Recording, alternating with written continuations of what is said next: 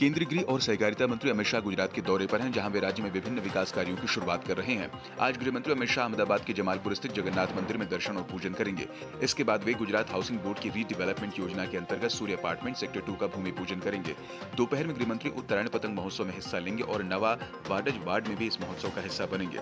इसके अतिरिक्त अमित शाह गुरुद्वारा गोविंद धाम में दर्शन और पूजन भी करेंगे। इससे पहले कल गृह मंत्री ने मानसा नगर पालिका के विभिन्न विकास कार्यों का उद्घाटन और शिलान्यास किया। देश भर में आज मकर संक्रांति का पर्व हर्षोल्लास के साथ मनाया जा रहा है। देश के अलग अलग हिस्सों में लोग पवित्र नदियों में स्नान कर रहे हैं।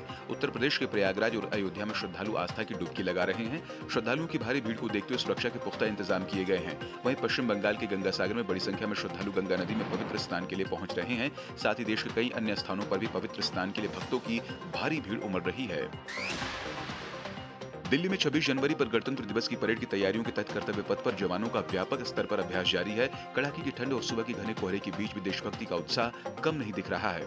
कर्तव्य पथ पर भारतीय जवान अनुशासन, एकरूपता और अदम्य जज्बे के साथ परेड रिहर्सल करते नजर आए। जवानों का यह अभ्यास गणतंत्र दिवस समारोह की भव्यता और सशस्त्र बलों की तैयारियों का सशक्त संदेश देता है।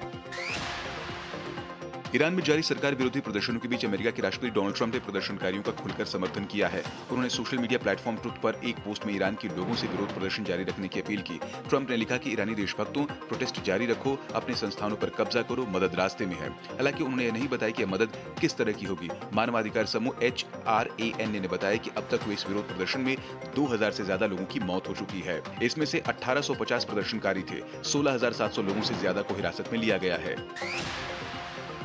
3 मैचों की वनडे सीरीज के दूसरे मुकाबले में आज भारत और न्यूजीलैंड की टीम राजकोट में आमने सामने होंगी। भारत ने सीरीज के पहले मैच में न्यूजीलैंड को 4 विकेट से हराया था। ऐसे में टीम इंडिया की कोशिश दूसरा मैच जीतकर सीरीज में अजेय बढ़त हासिल करने की होगी। दूसरे मुकाबले में सभी की निगाहें कोहली और रोहित शर्मा पर टिकी रहेंगी, जो अब तक अपने करियर के अंतिम पड़ाव में है। पहले मैच में कोहली वनडे में अपने 54वें शतक से चूक गए, लेकिन उनकी 91 गेंदों पर खेली गई 93 रन की पारी ने भारत की जीत की नींव रखी। यही कारण कि उन्होंने वडोदरा में सभी प्रारूपों में सबसे कम पारियों में 28,000 रन बनाने का रिकॉर्ड बनाया। अब अगले मैच में टीम को कोहली से बड़ी उम्मीदें होंगी।